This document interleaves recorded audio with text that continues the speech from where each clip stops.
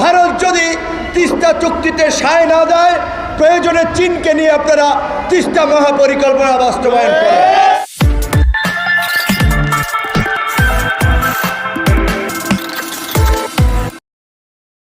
এই অন্তর্বর্তীকালীন সরকারকে অস্থিতিশীল করার জন্য ভারতীয় আগ্রাসনের ষড়যন্ত্র চলছে, আধিপত্যবাদীদের ষড়যন্ত্র চলছে। যুব অধিকার পরিষদ ঠিকই সেই সময় একটা যুব সমাবেশের ডাক দিয়েছে। গণ অধিকার পরিষদের নেতৃবৃন্দ বক্তব্য রেখেছেন, অন্যান্য নেতৃবৃন্দ যুব সংগঠনের বক্তব্য রেখেছেন, সাংবাদিক ভাই বোনেরা আছেন। নামাজ শুরু হয়ে যাবে, এই জন্য খুব সংক্ষিপ্তভাবেই বলতে হচ্ছে। আজকে বাংলাদেশের যে সংকট তৈরি হয়েছে, বিশেষ করে শেখ হাসিনার পতন পরবর্তী ভারতের সাথে যে বাংলাদেশের সংকট, আমরা মনে করি যে সেই সংকটের জন্য দায়ী ভারত। সরকারের পক্ষ থেকেও সুস্পষ্ট বার্তা ছিল, রাজনৈতিক দলগুলোও বলেছে ভারতের সাথে বাংলাদেশের যে কূটনৈতিক সম্পর্ক সেটি স্বাভাবিকভাবেই চলবে। তবে আওয়ামী লীগকে যেভাবে তারা দাস দাসীর মতো ব্যবহার করেছে, এই অভ্যুত্থান পরবর্তী বাংলাদেশের সরকার কিংবা কোনো রাজনৈতিক দলকে সেভাবে দাস দাসীর মতো ব্যবহার করতে পারবে না। যার ফলে ভারতের দিক থেকে এই প্রতিক্রিয়াগুলো আমরা দেখতে পাচ্ছি। বাংলাদেশকে নিয়ে সংঘবদ্ধভাবে ভারতের গণমাধ্যম, তাদের রাজনৈতিক দলের নেতৃবৃন্দ, নাগরিক সমাজ সংঘবদ্ধভাবে অপপ্রচার এবং প্রোপাগান্ডা চালাচ্ছেন যে বাংলাদেশে সংখ্যালঘুদের উপরে নির্যাতন হচ্ছে, নিপীড়ন হচ্ছে, মন্দির ভাঙচুর হচ্ছে, যা একেবারেই ভিত্তিহীন এবং অসত্য। আমরা ভারত সহ সমস্ত বিদেশি গণমাধ্যমকে আমন্ত্রণ জানাবো, আপনারা বাংলাদেশে এসে বাংলাদেশের গ্রামগঞ্জে ঘুরে দেখুন কোথায় হিন্দুদের উপরে আক্রমণ হয়েছে, কোথায় মন্দিরে আক্রমণ হয়েছে। যেই দু একটি ঘটনা ঘটেছে এগুলো রাজনৈতিক ঘটনা।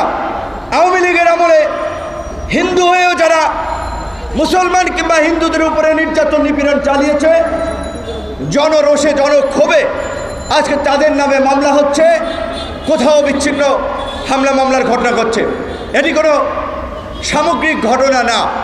কাজেই আমরা ভারতের মিডিয়া সহ আন্তর্জাতিক গণমাধ্যমকে বলবো বিষয়টি সঠিকভাবে আপনারা তুলে ধরবেন। ভারতের বিক্রম মিস্ত্রি পররাষ্ট্র সচিব এখানে এসেছে, দেখেছেন ওই যে বলে ঠেলার নাম বাবাজি। আগে যারা আসতো পায়ের উপরে পা তুলে কথা বলতো, এখন দেখেছেন তো বাংলাদেশের পররাষ্ট্র সচিবের সাথেও কথা বলে বিনয়ের সাথে মার্জিতভাবে। কাজে আপনি যদি মাথা উঁচু করে দাঁড়ান, আপনার প্রতিপক্ষ সেভাবেই আপনাকে সম্মান করবে। এই পরিবর্তিত বাংলাদেশে আজকে সমস্ত রাজনৈতিক দলগুলো দাবি জানিয়েছে, গত 16 বছরে শেখ হাসিনার আমলে ভারতের সাথে যে সকল অন্যায্য এবং দেশবিরোধী চুক্তি হয়েছে, সমস্ত চুক্তি জনসম্মুখে প্রকাশ করা। একই সাথে বাংলাদেশের মানুষের যে আকাঙ্ক্ষা সেটি ভারতকে জানিয়ে দেওয়া। ভারত যদি আমাদের সাথে সুসম্পর্ক রাখতে চায়, বন্ধুত্ব করতে চায়, সেই সম্পর্ক হবে দু দেশের মানুষের স্বার্থ সংশ্লিষ্ট বিষয়ে। আজকে বাংলাদেশ এবং ভারতের যে 54টি অভিন্ন নদী, সেই 54টি অভিন্ন নদীর পানি বাংলাদেশ কশ্চিনকালেও পায় নাই। কাজে আমরা এই অন্তর্বর্তীকালীন সরকারকে বলবো, প্রয়োজনে আন্তর্জাতিক আদালত থেকে শুরু করে জাতিসংঘের দ্বারস্থ হন, কিন্তু আমাদের 54 অভিন্ন নদীর ন্যায্য হিস্সা তিস্তা চুক্তি আমাদেরকে বাস্তবায়ন করতে হবে। আমরা ইউনূস সরকারকে অনুরোধ জানাবো, ভারত যদি তিস্তা চুক্তিতে সায় না দেয়, প্রয়োজনে চীনকে নিয়ে আপনারা তিস্তা মহাপরিকল্পনা বাস্তবায়ন করেন। একই সাথে বাংলাদেশের সীমান্তে, বাংলাদেশ ভারতের সীমান্তে যেভাবে প্রতিদিন নিরীহ মানুষকে গুলি করে হত্যা করা হয়, পরিষ্কারভাবেই এই আজকের স্বরাষ্ট্র উপদেষ্টা মহোদয় যখন বিডিআরের ডিজি ছিলেন, তাদের নির্দেশনা ছিল আমাদের একজন বাংলাদেশিকে মারলে তাদের দুইজন সোলজার, একজন সাধারণ ইন্ডিয়ান, 3 জনকে মারতে হবে। আমরা আজকে বিডিআরকে এই কথাই স্মরণ করে দিতে চাই, সীমান্তে একজন বাংলাদেশি লাশ পড়লে আপনারা পাল্টা 2টো লাশ ফলাবেন। আমরা শান্তিপূর্ণ জাতি, আমরা শান্তিপ্রিয় মানুষ, আমরা অশান্তি যুদ্ধ বিগ্রহ চাই না। কিন্তু ওই যে ভারতের ক্ষমতাসীন দলের এই যে উগ্র হিন্দুত্ববাদীরা সীমান্তের ওখানে এসে স্লোগান দিচ্ছে, বাংলাদেশে ঢোকার চেষ্টা করা হচ্ছে। আমরা তাদেরকে হুঁশিয়ারি দিয়ে বলতে চাই, তোমরা যদি এই সমস্ত বিশৃঙ্খলা উস্কানি বন্ধ না করো, বাংলাদেশের জনগণ বসে থাকবে না। সরকারের প্রশ্নে দুটো কথা বলে শেষ করতে চাই। অনেক আশা আকাঙ্ক্ষা নিয়ে এই সরকারের দিকে সমগ্র জাতি তাকিয়ে আছে, কিন্তু দুঃখজনক, দুর্ভাগ্য, সরকার জনগণের আশা আকাঙ্ক্ষা মনের ভাষা বুঝতে পারছে না। জুলাই বিপ্লবে, ফ্যাসিস্ট হাসিনার পতনে বাম ডান সমস্ত রাজনৈতিক দল, নাগরিক সমাজ, শিল্পী, সাহিত্যিক সকলের যে একটা জাতীয় ঐক্য তৈরি হয়েছিল, সকলের প্রত্যাশা ছিল এই বাংলাদেশকে পুনর্গঠন করার জন্য, হাসিনার পতন পরবর্তী নতুন বাংলাদেশ বিনির্মাণ করার জন্য আন্দোলনের অংশীজনদেরকে নিয়ে জাতীয় সরকার গঠন করা হবে, রাষ্ট্র সংস্কার করা হবে। কিন্তু দুঃখজনক, আমরা দেখলাম যাদেরকে আমরা সরকার গঠনের দায়িত্ব দিলাম, তারা তাদের সার্কেলের বন্ধু বান্ধব 4টা লোকজনকে নিয়ে এই সরকার গঠন করলেন, মানুষকে হতাশ করলেন, আন্দোলনকারী নেতৃবৃন্দ, রাজনৈতিক দল সকলকে আঘাত দিলেন, যার ফলে এখন রাজনৈতিক দলগুলো দ্রুত সময়ে নির্বাচন চাচ্ছে। এখন রাজনৈতিক দলগুলো সরকারের কর্মকাণ্ডে সন্দেহ সংশয় প্রকাশ করছে। যেখানে জুলাই বিপ্লবে কিংবা 5ই আগস্টের পরে 8ই আগস্ট পর্যন্ত যে আপনাদের প্রতি সর্বজনীন সর্বদলীয় সমর্থন ছিল, এখন কেন সেটিতে ভাটা পড়ছে? আমাদের একজন উপদেষ্টা বলেছেন, রাজনৈতিক দলগুলো সরকারকে ব্যর্থ প্রমাণ করতে চায়, তারা রাজনৈতিক দলগুলোই সংস্কার করতে চায়। আমরা তো বলেছিলাম যে আগে সংস্কার পরে নির্বাচন, প্রয়োজনে যদি 2 বছর এই সরকারকে থাকতে হয়, 5 বছরও যদি এই সরকারকে থাকতে হয়, এই সরকার থাকবে, সেই সমর্থন আমরা দেব। কিন্তু যারা সরকারে গেছেন তাদের তো আউটলুকটা, দৃষ্টিভঙ্গিটা সার্বজনীন থাকতে হবে। তাদের দৃষ্টিভঙ্গি যদি নির্দিষ্ট কোনো রাজনৈতিক দল সংগঠনের প্রতি হয়, তাহলে তো আপনারা সবার সমর্থন পাবেন না। যেই রাজনৈতিক দলগুলো আপনাদেরকে আনকন্ডিশনাল সমর্থন দিয়েছিল, কেন তারা এখন আপনাদের কর্মকাণ্ডে সন্দেহ সংশয় প্রকাশ করছে? সেই কারণ ফাইন্ড আউট করতে হবে। আমি এখনো অস্থির হতে চাই না, এখনো অধৈর্য হতে চাই না, আরো কিছুদিন ধৈর্য ধরতে চাই, আরো কিছুটা সময় দেখতে চাই।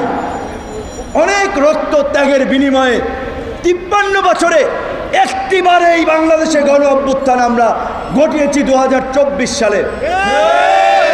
কাজে এই গণ অভ্যুত্থানের সরকারকে দিয়ে আমরা যদি এই ভারতীয় আগ্রাসন ঠেকাতে একটা শক্তিশালী পররাষ্ট্র নীতি গ্রহণ করতে না পারি, রাজনীতিতে সংস্কার না করতে পারি, নির্বাচন কমিশন, বিচার বিভাগ, মানবাধিকার কমিশনের মতো কিছু রাষ্ট্রীয় প্রতিষ্ঠান গড়ে তুলতে না পারি, সেটা আমাদের জন্য দুর্ভাগ্যের হবে।